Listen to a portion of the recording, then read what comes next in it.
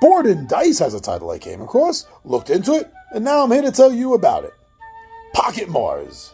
This game is good for 1 to 4 players, ages 10 and up, and should take about 15 to 30 minutes to play. For a long time now, Earth hasn't been a perfect place to live.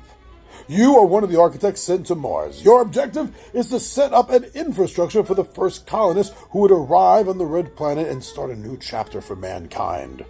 Pocket Mars is a fast-paced and wildly dynamic card game, but don't let the short playthrough time fool you. It's a heavyweight filler. A compressed and easy-to-understand set of rules, combined with cards that you can play in more than one way, is what makes this game so great. 15 minutes is all that it's going to take for you and your friends to set out on an exciting adventure in space. In the world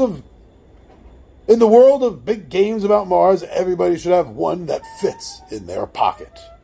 Your goal is to place as many colonists as you can in the buildings of your Mars settlement. To do so, you will need to choose carefully how and when you play your cards.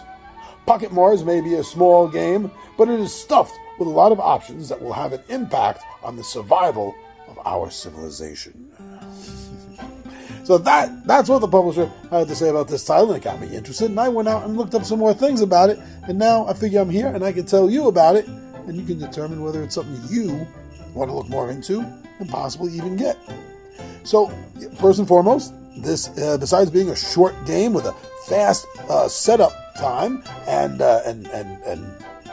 boxing and unboxing time, goes very quickly, easy to teach rules, easy to learn rules, easy to play game, that this is a family-friendly, fun-driven tabletop adventure of survival and space exploration. Well, planetary exploration, right? Of Mars. And of course, of building. And for the age category that this is set at, as low as 10 years old, this is a great opportunity to start showing your children that tabletop games can be fun and family-friendly, even when they're competitive. So this is a competitive game, and each player is going to be playing different space agencies that are all vying to colonize Mars, and that's how you're going to win the game. So the competitiveness of it is almost like a race of resources, you could say, and I think that sounds kind of fun. Now, altogether, this game brings in a couple of game mechanics, so in that sense, I think that this would be a good gateway game, because without going overboard on any one mechanic, it's sprinkled with a few different ones, so it'll get new players used to these ideas. Such mechanics as card drafting into the game, and resource management, and overall, this competitive strategy that you're going to need to outbid and outbuild, out-improve the other players, because let's face it, their space agencies suck. Yours is the best. Now, there is a unique, well, I think it's unique, I never heard of it before, mechanic in this game where you're going to be doing this card passing, and it's used as a way to simulate the passage of time on a big scale while you're on the Red Planet. I haven't come across this before, and this makes me curious to experience how this mechanic works. So I don't know if this is a plus or a minus, but it is something that I found interesting. So yeah, these rules, I should have said this up at the front, the rules are specifically said, everyone talks about the fact that these rules are very easy to learn and they're very easy to teach. So, that's another reason I can see probably why it's rated down to as low as 10 years of age. It would have to be, if the rules are that easy to understand.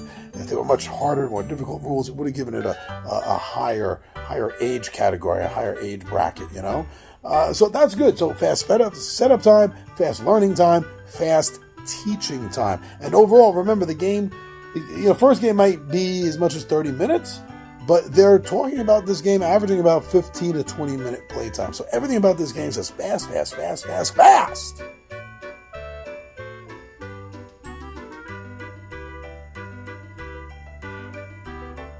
Overall, what I've been reading, what I've been seeing online about this, is that it does seem to give equally good experience, whether it's being played as a solo game or whether you're playing it with a multiplayer, more competitive mode to the style of game.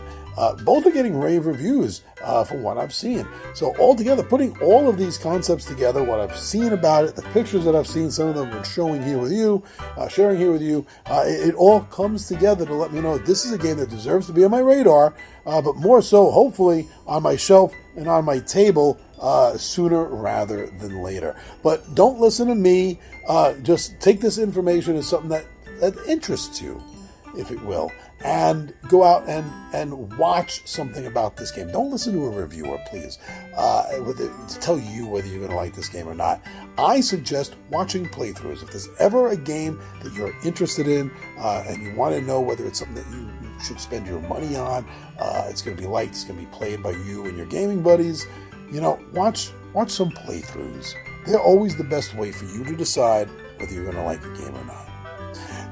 Don't be influenced, be informed. I'm your buddy Big John at G for Two Gun Pixel presents Legendary Gaming, and I am out of here.